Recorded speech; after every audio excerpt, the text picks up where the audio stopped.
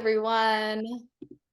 Thank you so much for joining us this evening, morning, afternoon, depending where you are in the world. It is evening here in the US.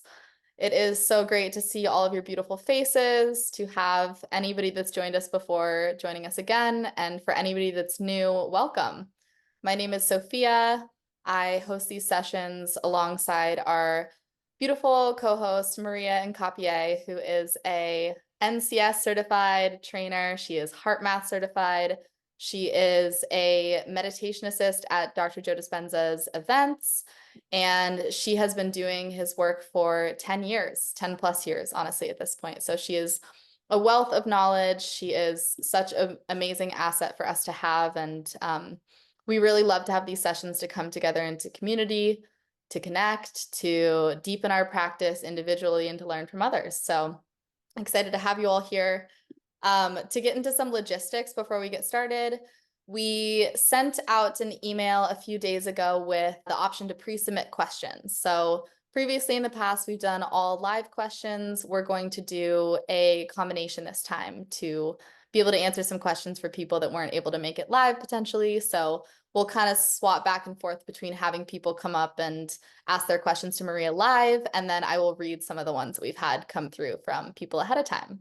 So if you have a question that you want answered, please raise your hand. There's like a little raise your hand feature if you press the 3 dots, I believe, and we'll just go in order that they're received. So to kick things off, we have Srilatha. If you want to come off of mute and ask your question to Maria. Hi, ma'am. Good morning. I'm from Hyderabad. I'm in India. Ma'am, I'm facing with some few health problems and family problem. So, how can I get a counseling here with Joe Dispenza like that? The team. Srilatha, thank you. Thank you for showing up, and thank you for your question. I want to clarify what you said. I heard that you're having health and family challenges. And then your question is, how can you apply Dr. Joe's work into your life to be able to navigate through these challenges? Yeah. Is that Yes? okay? Yes, ma'am. Okay, and I believe many of us here can relate to challenges in life. What I have to say about bringing this work into your life, it is first of all understanding that regardless of the challenges that you have, what matters the most is how you manage your own state of being, how you manage your internal state, how you are able to become aware of how you are observing these challenges, how you are responding to these challenges, and then what are the emotions that are sponsoring this entire state of being where you live at right now. And I believe is not easy. And I have also experienced this. It is not easy to navigate your life with health challenges or with family challenges. But for me, the beauty of this work is that if you are able to start first observing yourself and taking note of what are the thoughts that you're having on your day-to-day basis, and then what are the emotions that you feel whenever these challenges come to your attention, whether because it's physical pain or because there is this nasty message or email or a door that slams behind you. It is about how you react, because with time, Srilatha, what you will find out is that if it is our personality that is creating our personal reality, then it means that we have the capacity to change our reality. And it starts with responding differently to the challenges in our lives. And this for me is something that has been so difficult to get, because I have heard Dr. Joe saying Say it numerous times. Just give me the next challenge. I'm ready for more. But it is until a very few days ago that I realized that when you start managing and mastering yourself, mastering your emotions, in the moment that every other person least expect of you not to react. If you master yourself, it's like all of a sudden, Srilata, you're becoming an elite runner, an athlete, and you just want the next challenge because you want to see yourself mastering that moment. So this is what I would say. I don't know, Srilata, if I'm answering your question, if there's anything else that you would like to say. Yeah, ma'am, literally I'm facing a lot that I can't handle anymore. It may be health or it may be my husband issue. It's day by day, it's getting worse than worse. I'm doing meditation, I'm doing service, I'm teaching everyone. I'm doing all whatever I do. I'm doing everything. I'm let it go. I'm accepting him as he is. What the cheat he has done to me. Um, I just want to give up myself. I want to die. But I have taken this challenge. Yes, I accepted it. Him as he is. Um, I want to get out from this problem. Why should I bear anymore? Since 15 years, I'm facing this challenge. Not anymore, ma'am. I want to get some solution. Okay. What I can also offer is if we can have a conversation after this webinar, if you can put your email on the chat and we can reach out to you and then probably have a longer conversation, because for sure what we do here in this as part of this community is we are here to care about each other, and we are here to support each other, and we believe that people have the capacity to heal people. So okay, I see your email.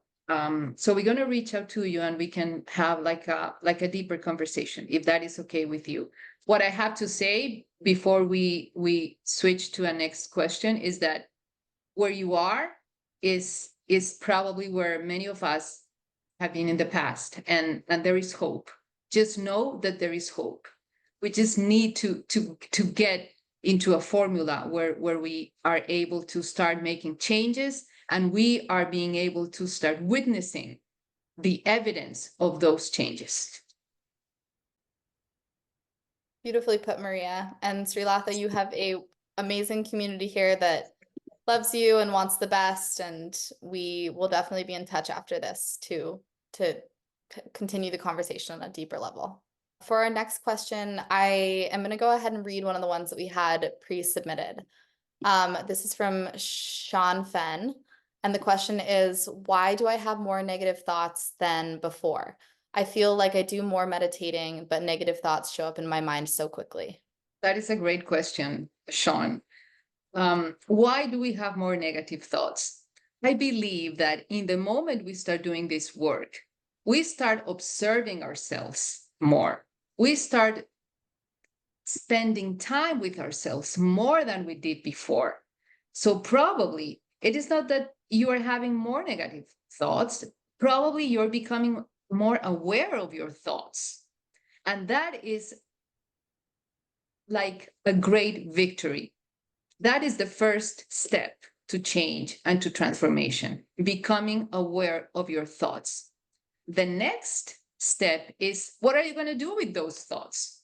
Are you going to recreate yourself in those thoughts?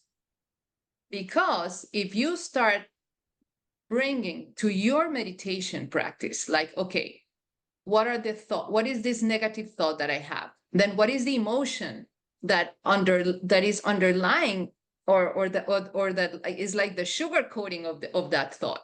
Is it fear? Is it anger? Is it anxiety? Is it boredom? Is it that I'm feeling like a victim? So that is the emotion that I need to take out of my body, meaning this is the emotion that I need to transmute into a more either neutral emotion or into an elevated emotion. So what are the actions that I may start taking? How do I want to walk? How do I want to behave? How do I want to interact with with the world around me, so that I start kind of offsetting the negative with a new experience of more positive. But it is, you have to disrupt your own the chemistry inside your body in order to start feeling differently. And you will observe how, like, organically, the negative thoughts are going to start fading away and you're going to start having more positive thoughts. But as a result of your investment on doing this work and on mastering your own chemistry. Thank you, Maria. Up next, Holly, would you like to have your question answered? Oh, sorry. Okay, I think, can you hear me? Yes, pretty well, Holly. Oh, thank you. And thank you so much for these Q&As. Wow, this is really just such a treat, and I really appreciate it. So I started doing Dr. Joe's work and meditations back in November of this past year. And I really appreciate the question about the negative thoughts, because it waxes and wanes for me. But the big, excuse me, the big question that I have is regarding opening my heart. I've had times where I've felt some degree of, I think I was so closed off and so numb, and I had big walls around my heart that it's taken time to break through that. So I think that that's part of it. And then there's times where I do feel like a sensation in my heart that it's not scary, and I don't feel that it's medically a problem or anything. I think it's my heart trying to open type of thing. But just if you had any tips on, on how to allow it to happen, surrender to it, or connecting my heart with my head. I know I've heard it described different ways. I do feel like a lot of, and I talked to Hemel about this. It was so comforting to me at the Denver week long. He said that he feels a vibration between his eyebrows and things like that, whereas things are happening, if you will. But just to make that connection, opening my heart, and then to better connect my heart with my head. Okay, great question, Holly. If I may ask you, what happened in November of last year that motivated you to get involved into this work, to become a student of this work? I would say that I do believe that in order to create lasting change, that it's at the root is in your subconscious and unconscious mind. And I've been a student of working with energy, working with my subconscious, and learning to re-imprint and reprogram my subconscious for about 10 to 12 years.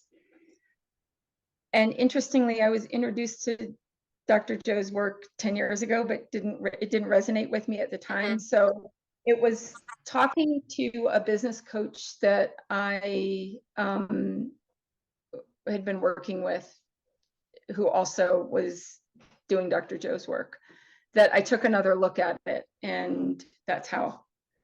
And the other part of it, I was in a 4-year relationship that ended abruptly in September of that year. And basically, I was ghosted after 4 years. So that was really painful. Okay, so basically what motivated you to get into this work was change and a broken heart. Yes. And I would like to start with a saying. It says, the more your heart is broken, the more it's going to open. But now let's get back into the work. So opening the heart. First of all, that could be your very, top clear intention, just opening the heart. I cannot open your heart. Nobody can but you. And I believe that it is more about having that clear intention of opening the heart, and that is going to set up your brain, your frontal lobe, which is the part of the brain that takes care of the vision of that clear intention. And then when you start practicing, when you start meditating, and even in your routine, daily routine, if you can just start practicing consciously, placing your attention on the heart and breathing in and breathing out from the heart, instead of placing your attention on every thought, this person, on this thing, on this condition, on this situation, which they're all in the past. And we live thinking about our past. We live either on our familiar past or we live worried about the predictable future. But if instead of those two perspectives, you just breathe in and out by placing your attention on your heart, you immediately, Holly, you're going to start creating more than 1,400 different chemicals just by doing that simple thing. And then the other part of that is that's going to start making your heart get into a different level of coherence. And that means you're going to start walking with a relaxed heart. Now, when your heart gets into coherence, it sends a signal to the brain and it says, now it is safe to create. So your brain is going to start to get into coherence. So now you have a coherent heart and a coherent brain. And then you're going to start having a different level of awareness. You're going to start having more clarity about who you are, about your life. And probably you're going to start releasing oxytocin and you're going to start feeling love for things that before you thought, what about that? I don't even care about the palm tree in front of my house. But now you're going to start loving your palm tree. But it is all because you are changing the way you breathe and where you put your attention with that clear intention in between. Does that make sense? Yeah, I think so. So just focusing, just if I can repeat it back so I make sure I understand, focusing more the intention of opening my heart. That's the first thing. And then just breathing into and focusing on my heart itself. Exactly. It's like breathing in and breathing out from your heart all the time, all the time. Every time you catch yourself, go back to the heart, like just there and just there, putting your attention on your heart and not on the problem, not on the thought, not on the memory, not on the past. Okay. Perfect. Thank you. I appreciate it, and I will apply that. I mean, I know that I've definitely heard that, but I appreciate you making the connection too of why I came to the work. That was helpful also. Oh, okay, Holly. You let us know how it goes. Okay, thank you. Appreciate it. I have another small suggestion with that one too, as just another student who came to this work in a very similar place of like, I came to my first retreat in the first few days, I was like, I can't even feel my heart. I was like, I don't even know what this feels like to have an open heart. And I'll say for me, it's been a process and just to stick with it because it just builds on itself. But at the very beginning, what really helped me is sometimes when I was starting a meditation and it'd be focused on the heart, I would bring up someone that I really loved in my life. Like, so for me, it was my niece, because it's, how can I not love a 2.5-year-old? And I would just think of her, and I would think of her enough that I would kind of start to get that warm, fuzzy feeling in the center of my chest. And then once that feeling kind of came there, I would focus on the feeling. But it was like this little jumping off point for me to kind of get there. So just from another student, that's something that helped me. Thank you. That's helpful. I appreciate it. Yeah, that is wonderful. Awesome. So up next, I'm going to read another question that we had submitted. This one is from Jacqueline. And the question is, can you explain the blackness or in nothing a little bit? I do several meditations a day and I really struggle to find the nothing. I find myself getting anxious about it, like the meditation is becoming more stressful than relaxing sometimes. What should I be seeing? Blackness? I've been doing this almost a year and I'm losing the faith I used to have, and I need to heal myself from something serious. Okay, Jacqueline. So, blackness. First of all, we are all right here on what we could call our 3D world, meaning we experience this reality through our 5 senses. What we see, what we touch, what we smell, everything. And when we start our meditation, we start as a somebody. I am me, it is me here with my personality, and I'm thinking about this person, and I'm smelling the air, or I'm cooking something, there's something in the oven. So I'm experiencing my life as a somebody. In the moment I close my eyes, then my senses do not serve me anymore. Then I start, and as I start relaxing and getting deeper into the meditation, I move from being someone to being no one, because I'm not relating anymore with anything. So I'm more a thought. And that's when our energy starts racing. So we are at the same time experiencing, we are more sensing than experiencing with our senses. So a very, very common, very simple exercise that I do is I always ask our students to rub their hands, and you can do it as you watch me, and you can do it by yourselves. And then you watch, there you go, Raphael, that is awesome. And then you now put your attention on the space between your palms.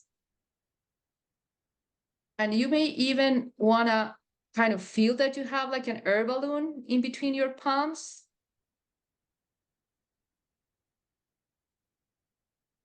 And actually what usually happens is that your brainwaves start slowing down, and you're not thinking of anything because you're putting your attention where? On nothing. So this is a very good example of putting your attention on nothing. It is putting your attention on the space. And it can be either on your hand, and then on the space around your hand, and on each energy center for those that have already done this meditation called the Blessing of the Energy Centers. Now, blackness. Blackness has nothing to do with darkness or dark energy or anything like that. Blackness is the absence of light.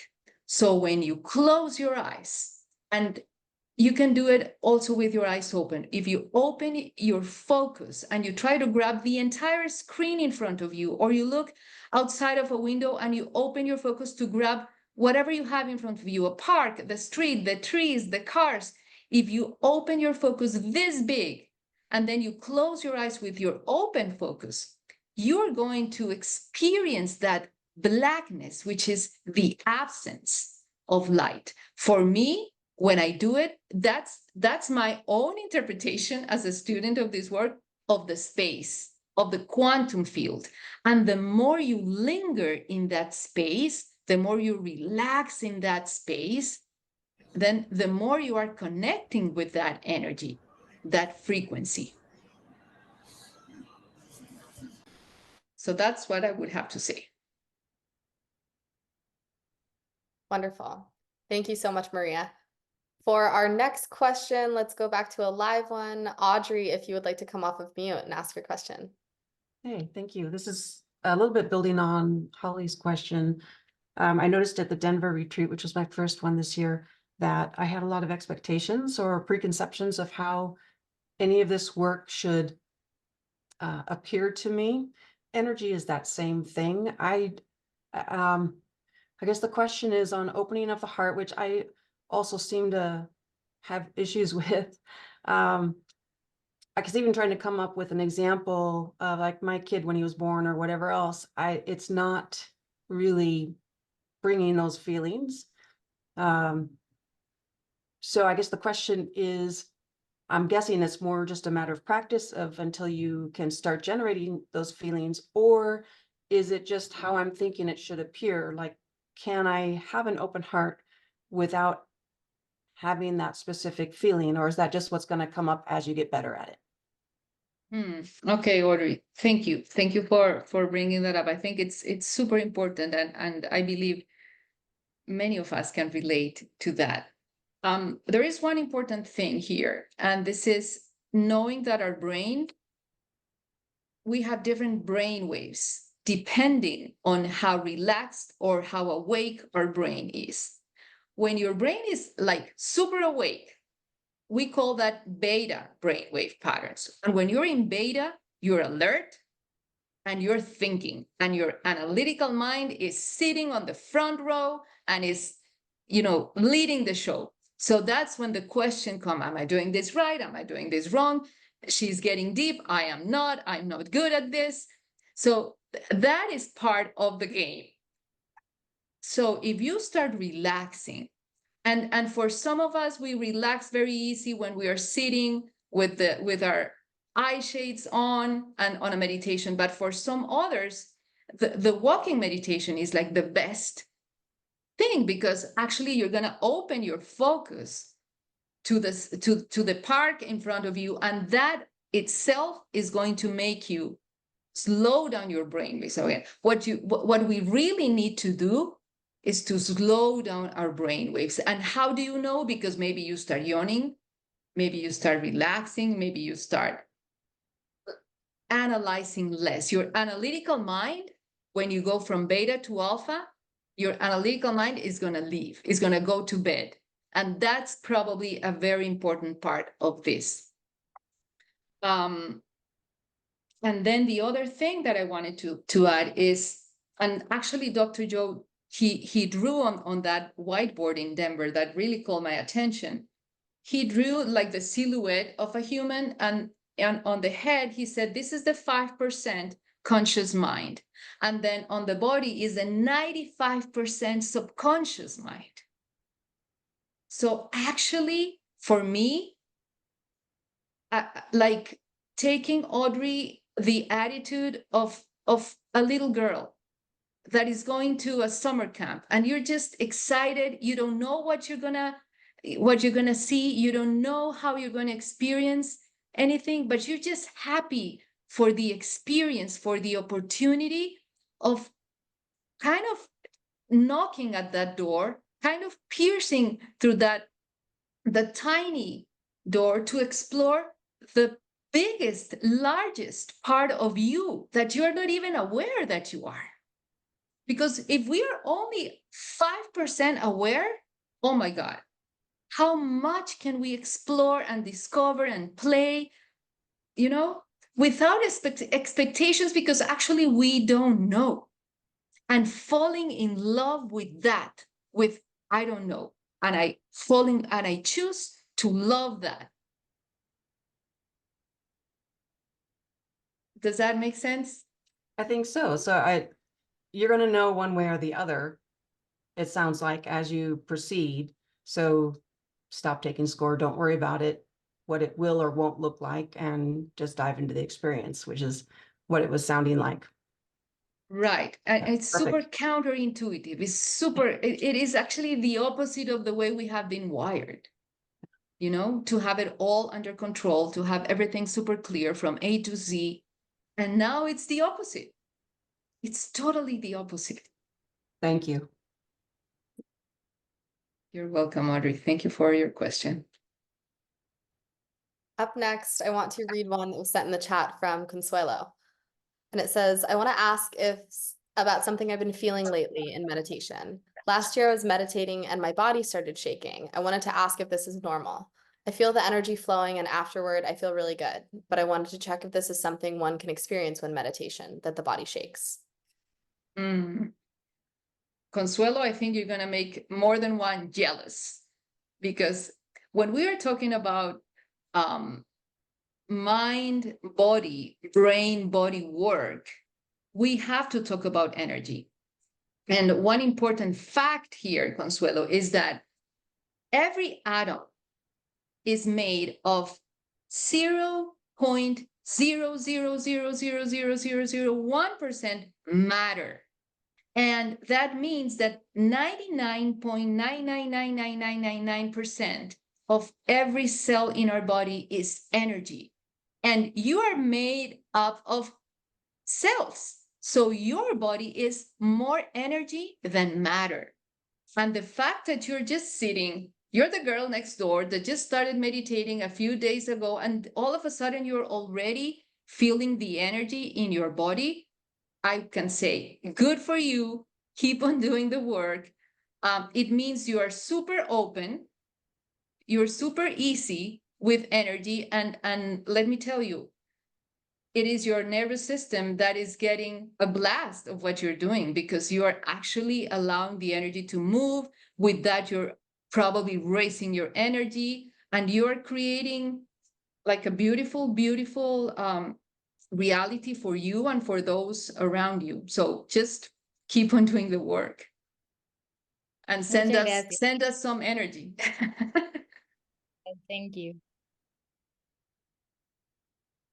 Up next, reading another one that was pre-submitted. This one is from Francis, and it says, in the past, I have learned that I needed to visualize something and with great detail in order to achieve it. Dr. Joe has said something to the effect that if you can expect something, then it is nothing new. How can I both visualize it but not expect it? This is a beautiful, beautiful question. I love it.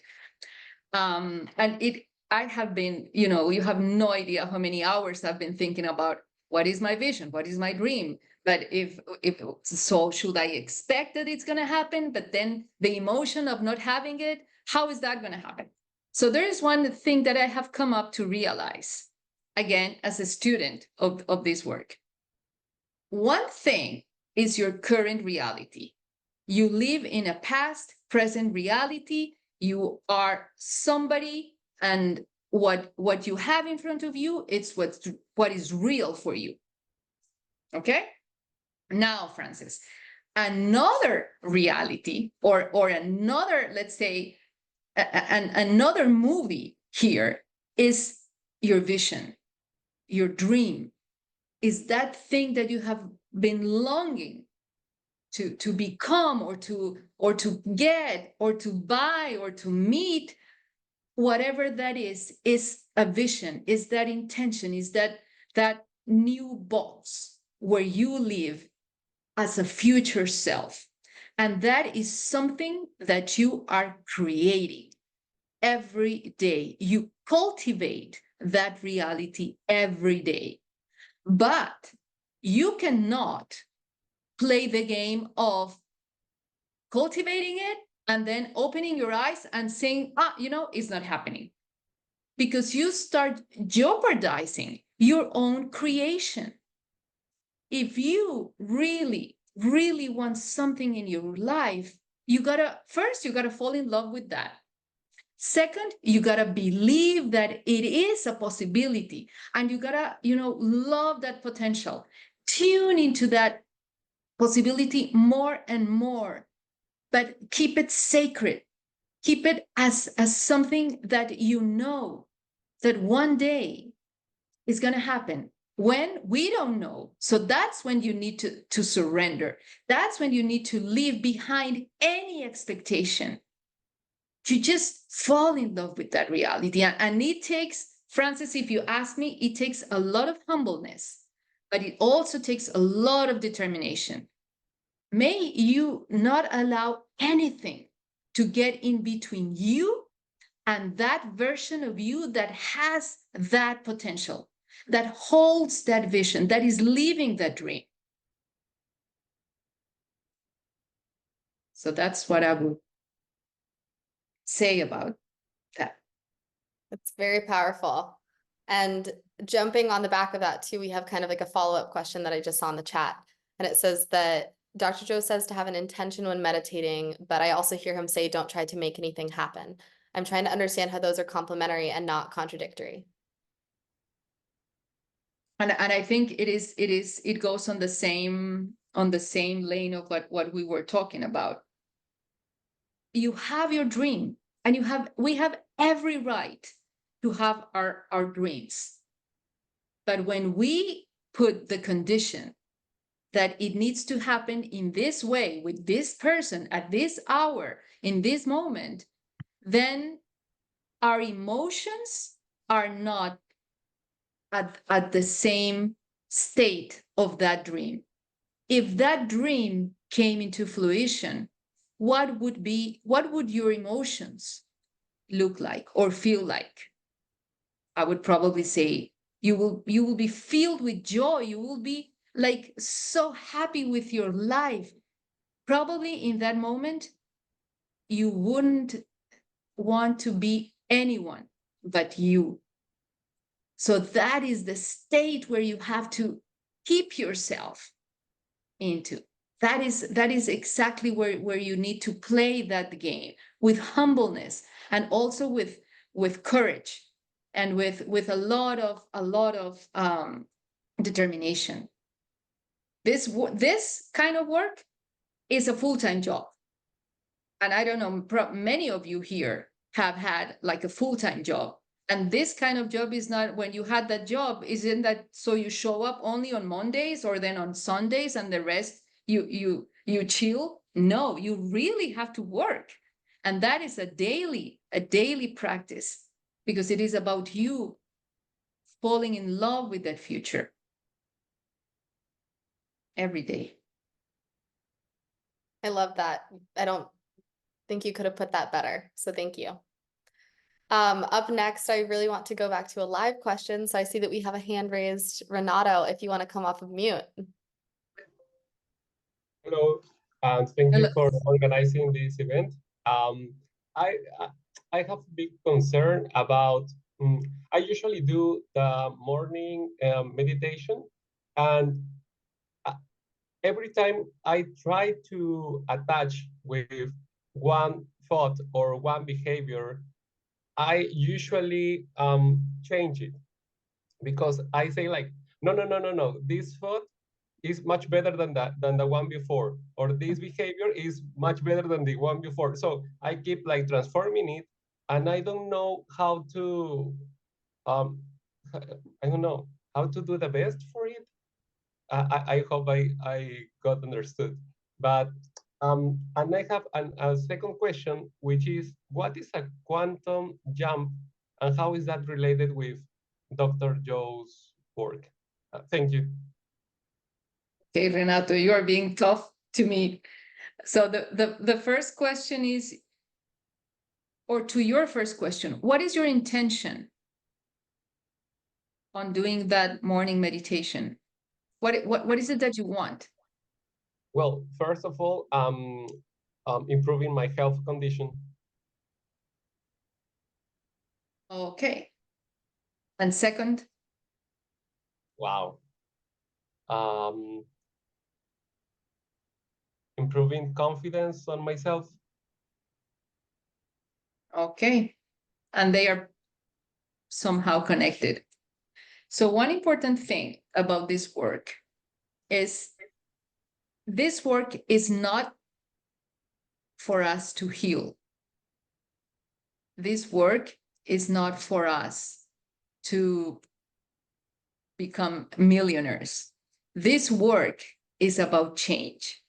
This work is for me, the very best formula for us to start becoming aware, and you're already doing that, becoming aware of your thoughts, of how you act, how you behave, and ultimately on how you feel on your day-to-day basis, and then becoming the observer of that and deciding, okay, Renato, Stefano, is this the person that I want to be?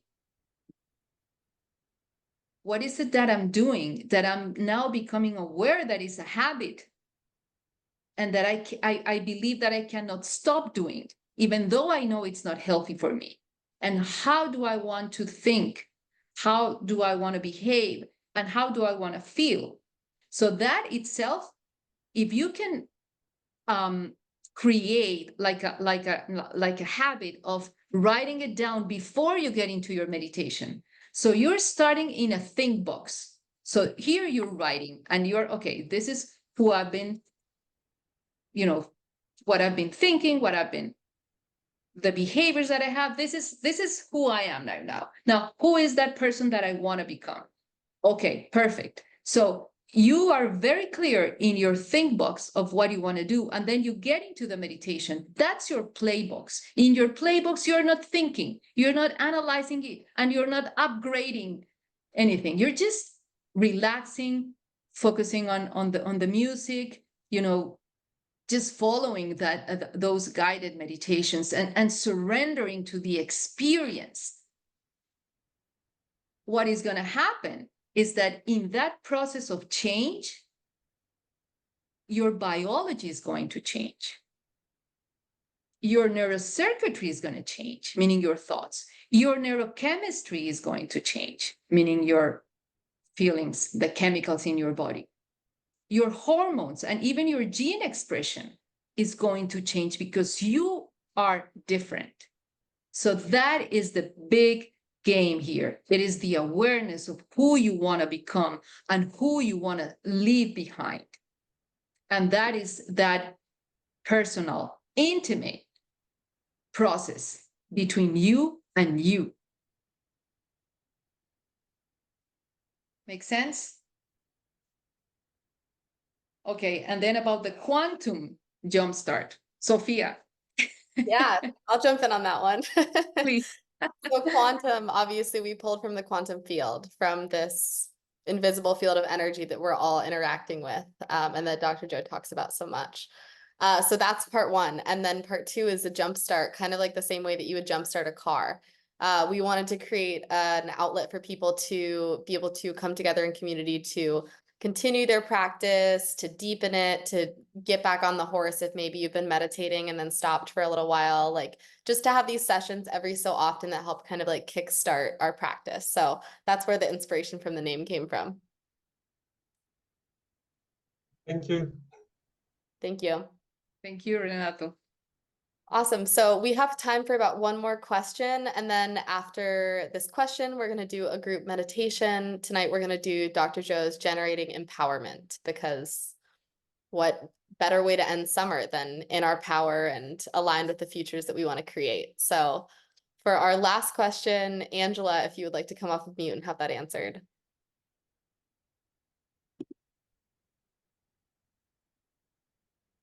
Hi, I'm gonna turn on my video. How do I do that?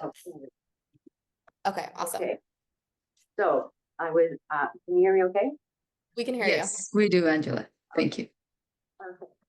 I was gonna come on and be completely silent in the background, so I knew that I had to go on video and ask a question. And at the very last minute, I was like, oh no, they picked me. Okay, so I am really excited and super grateful for this. First of all,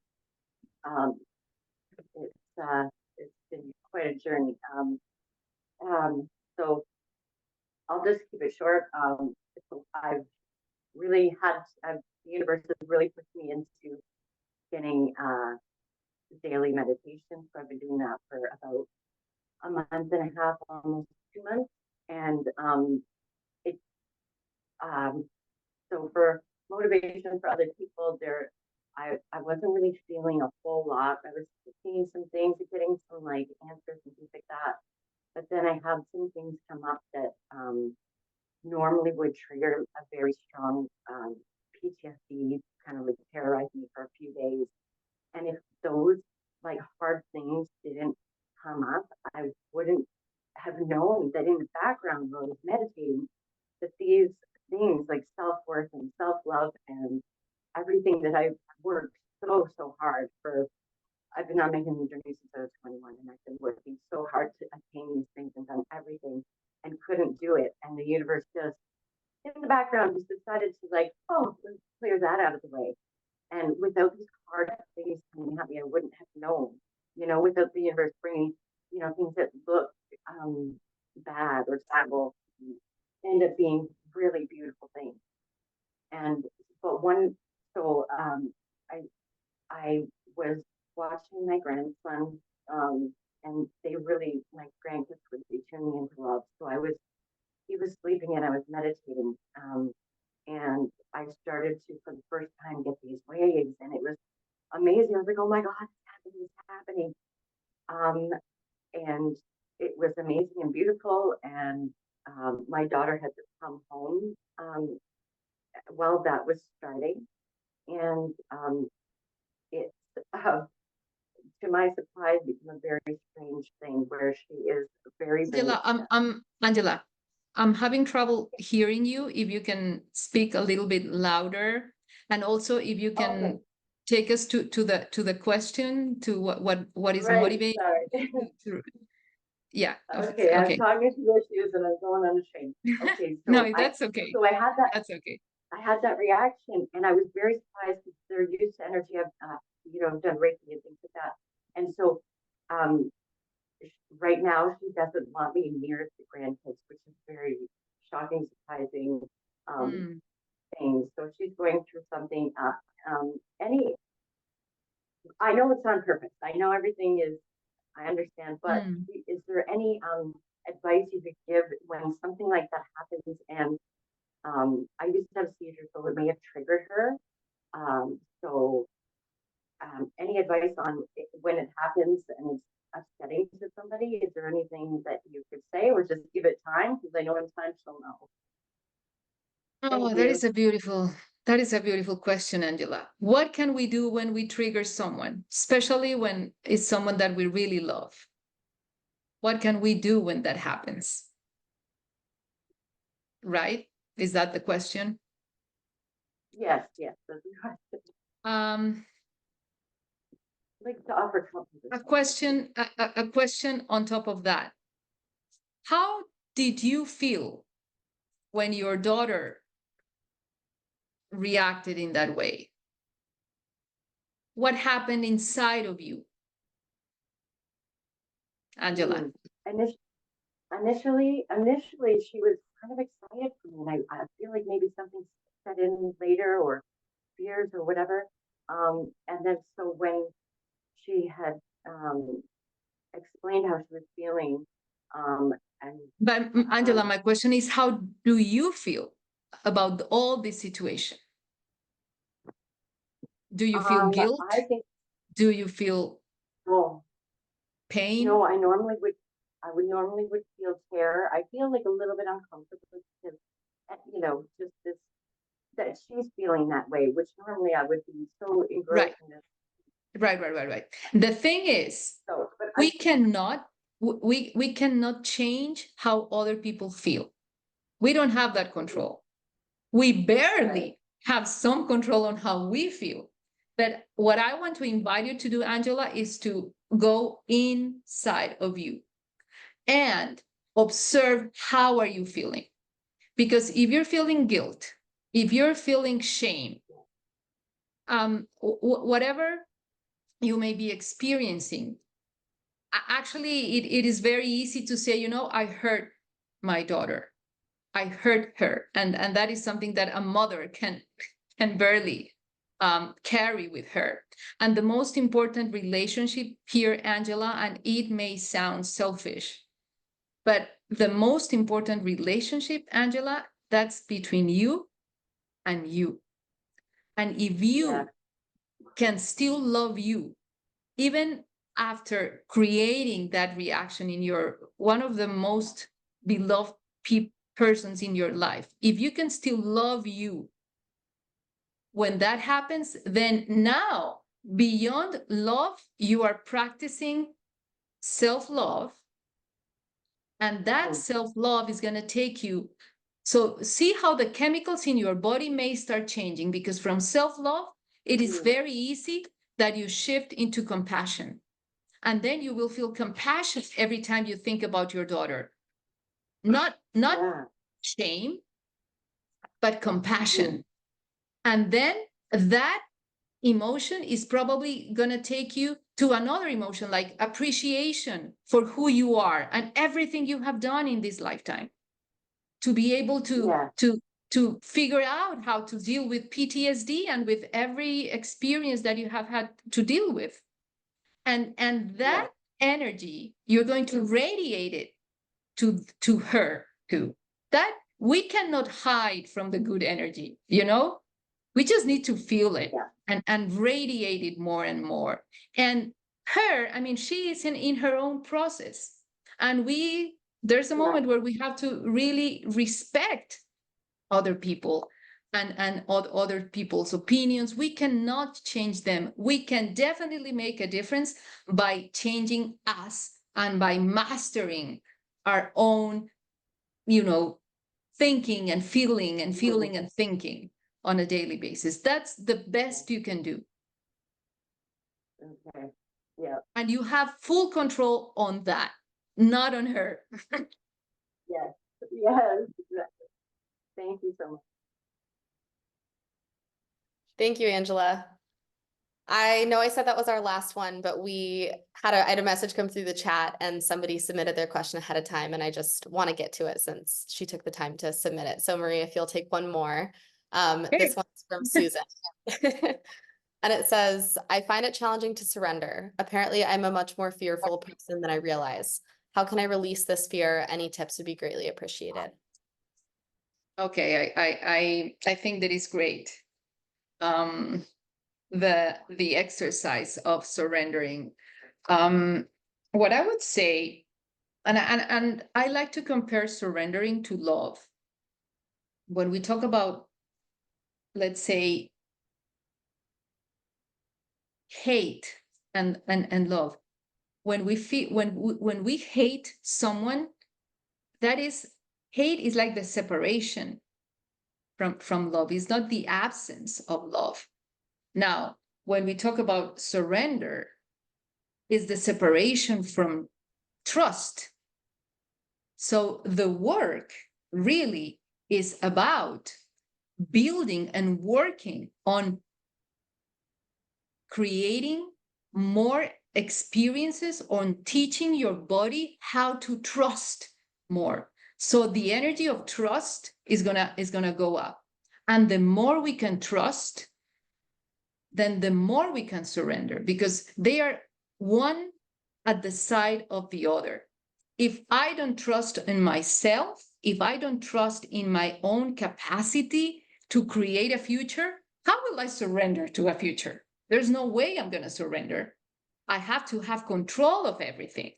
But if I start practicing little things of trust, just little things, here, this work is about us becoming our own scientists. It's about us playing, as we were talking with Audrey, just playing with little things here and there to build whatever we want to build. For some of us here, it is about opening our heart.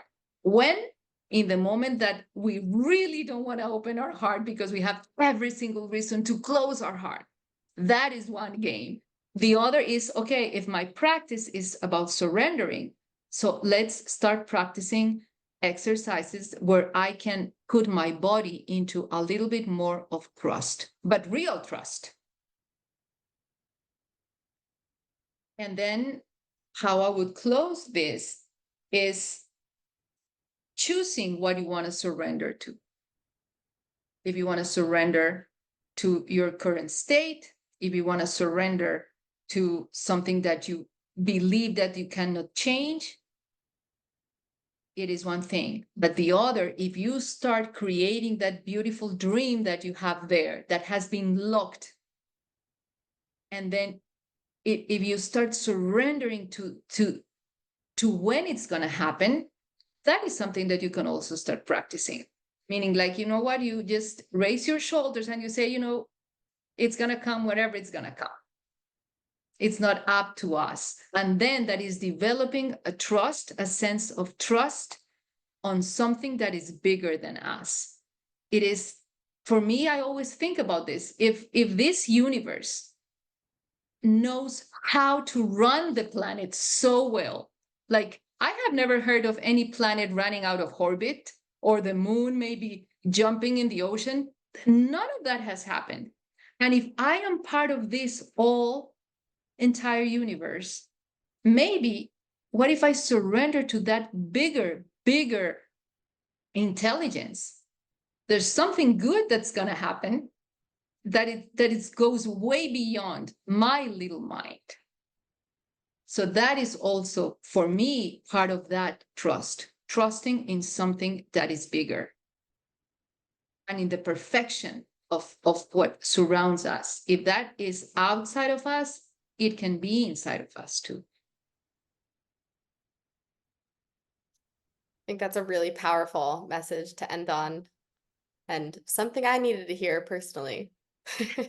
So thank you for that. We're gonna wrap up questions for the night. Thank you guys all so much for being here. We always finish these sessions with the Dr. Joe meditation. So like I said, tonight it's going to be Dr. Joe's Generating Empowerment. So if you would like to sit back and get comfortable, we'll invite you to turn your cameras off and we will do the same. We'll give you about a minute to get situated and then we'll start the meditation.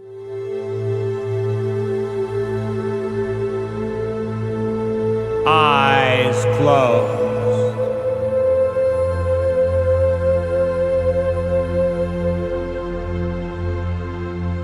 Take a breath.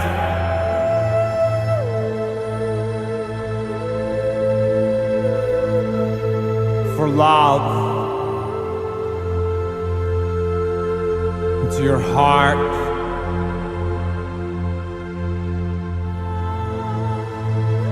And exhale.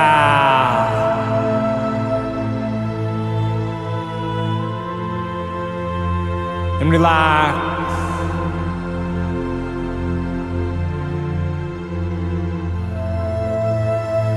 Into your heart.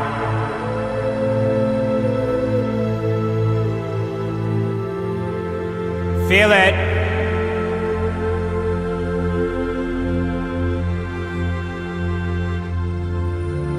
Notice it.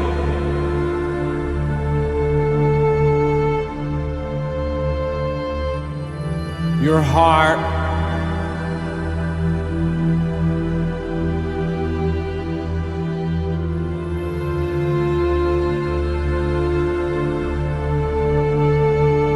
And breathe a little love into your heart. And exhale.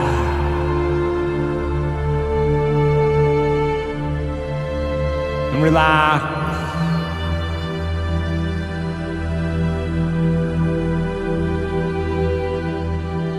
Into your heart.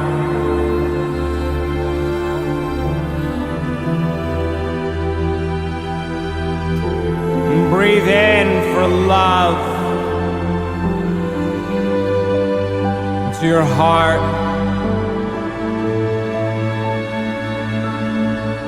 And exhale.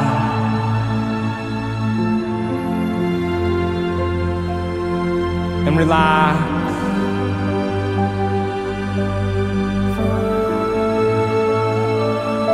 And let a little more love into your heart.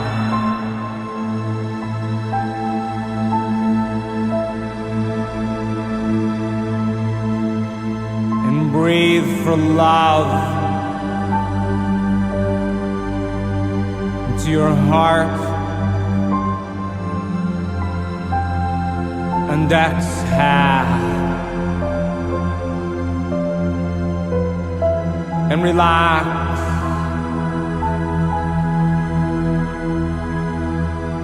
And let love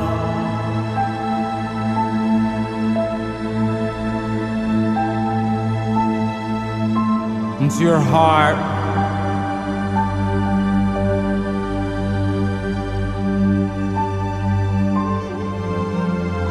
And let the thought of someone you love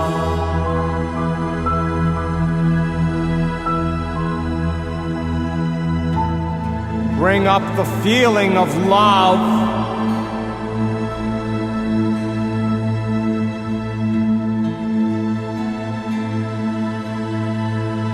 In your heart.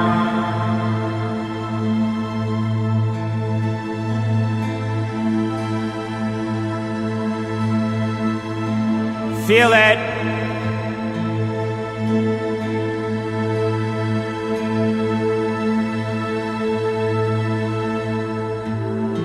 Hold them in that feeling.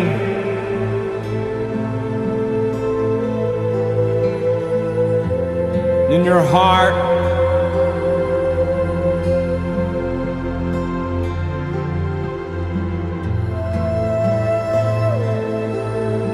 Hold them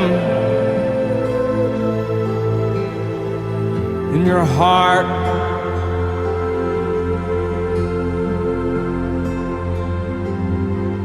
Feel it.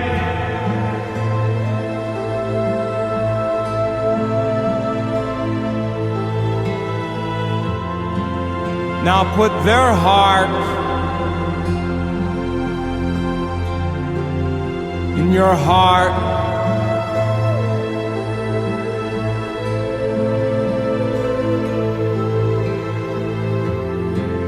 And feel your love for them.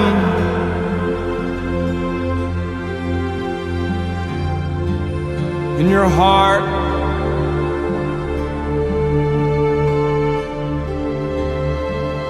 That's your love.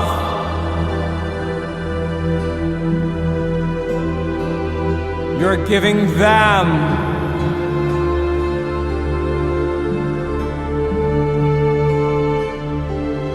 In their heart.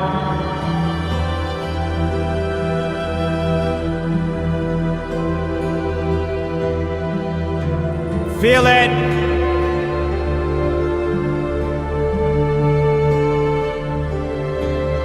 That's energy.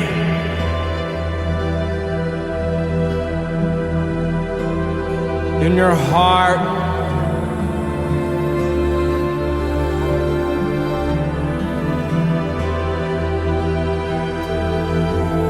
That's energy. In their heart.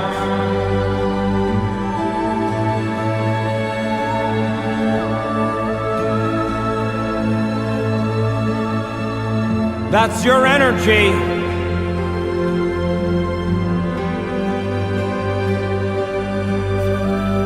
In their heart.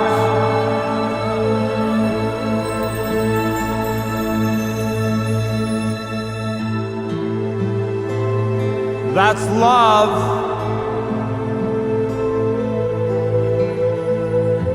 Your love.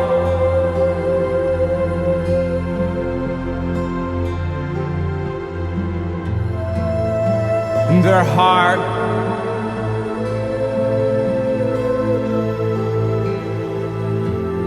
That's love.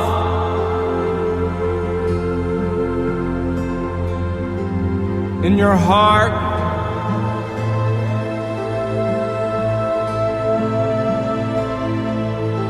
Feel it.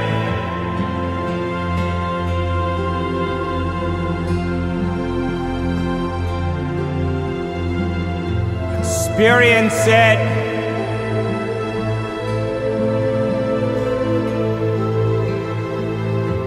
Enjoy it.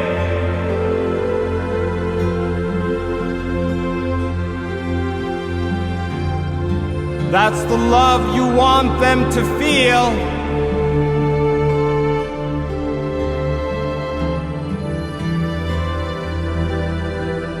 In their heart.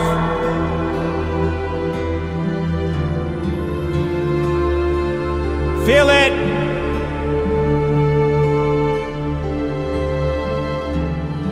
In your heart.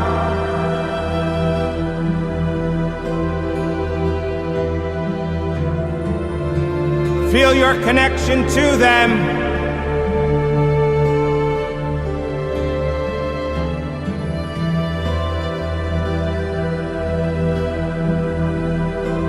In your heart.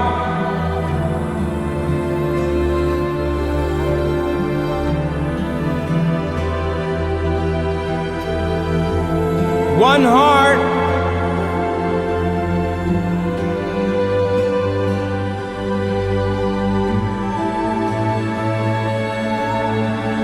That's love in one heart.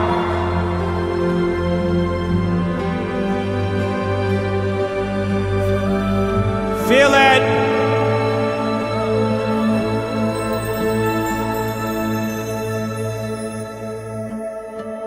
And become one.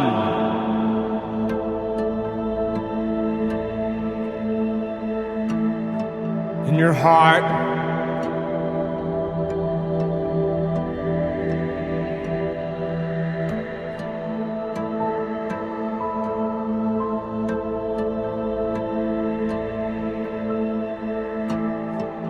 That's love.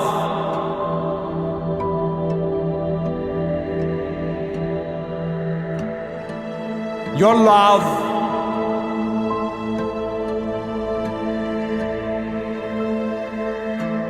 For their heart.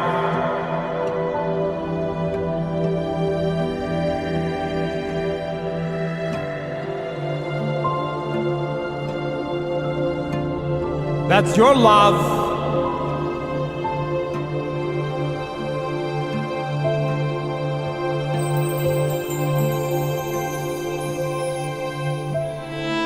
In your heart.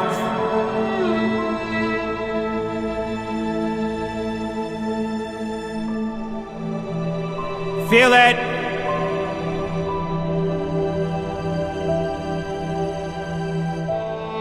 In your heart.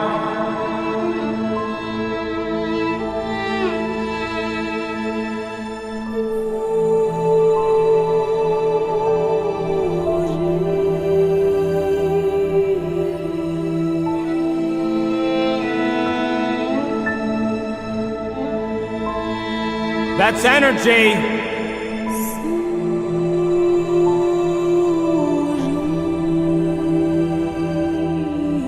In your heart.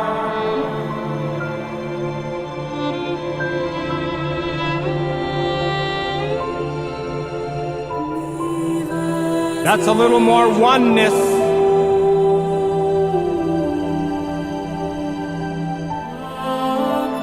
In your heart.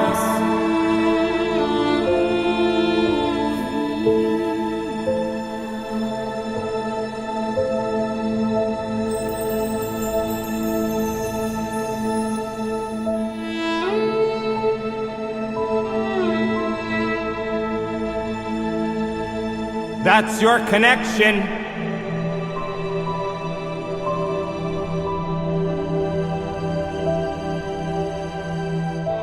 To love.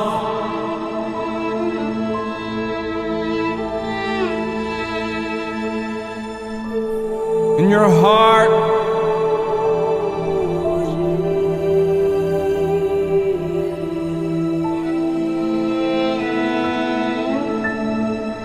That's the feeling.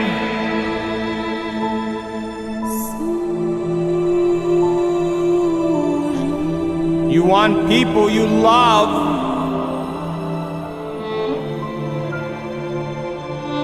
to feel in their heart.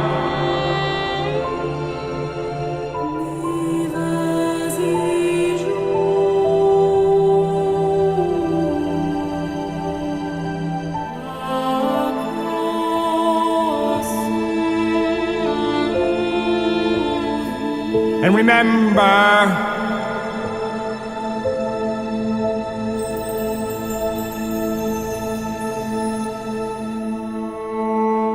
this feeling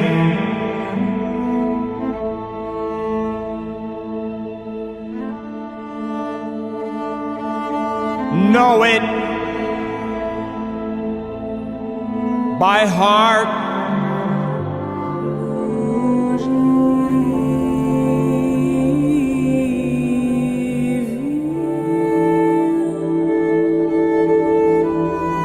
That's life.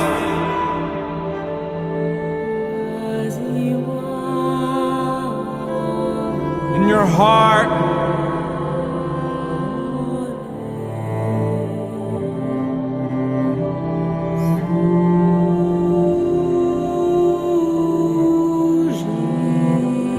want to be.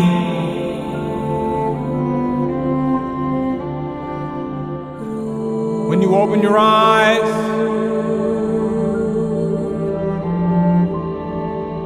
in your heart,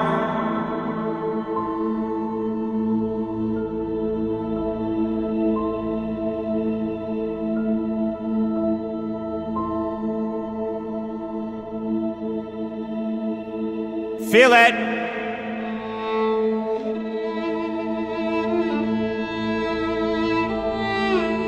Your heart. And when you're ready, you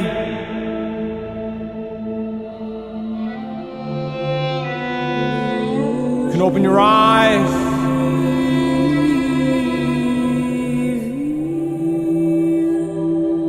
And come back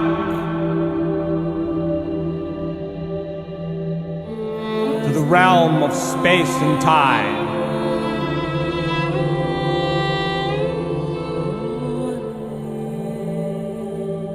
Remember,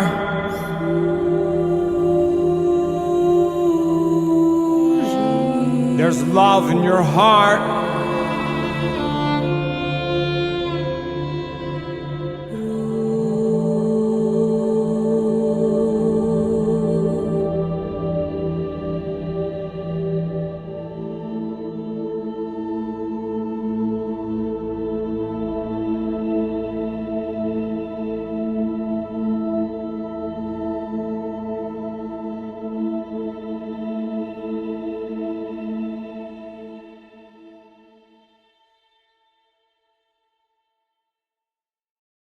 Welcome back, everyone.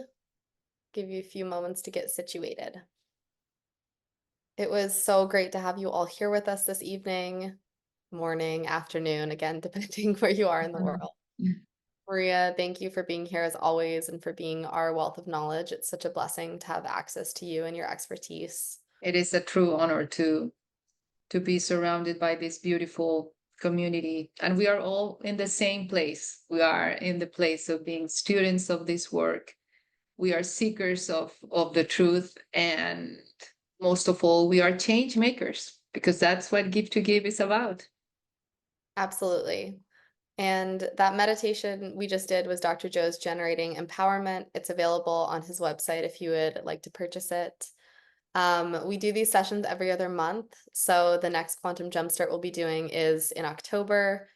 Hope you're all able to join us for that. We've been alternating time zones, so we'll do that one midday to accommodate some of our folks in Europe and other parts of the world.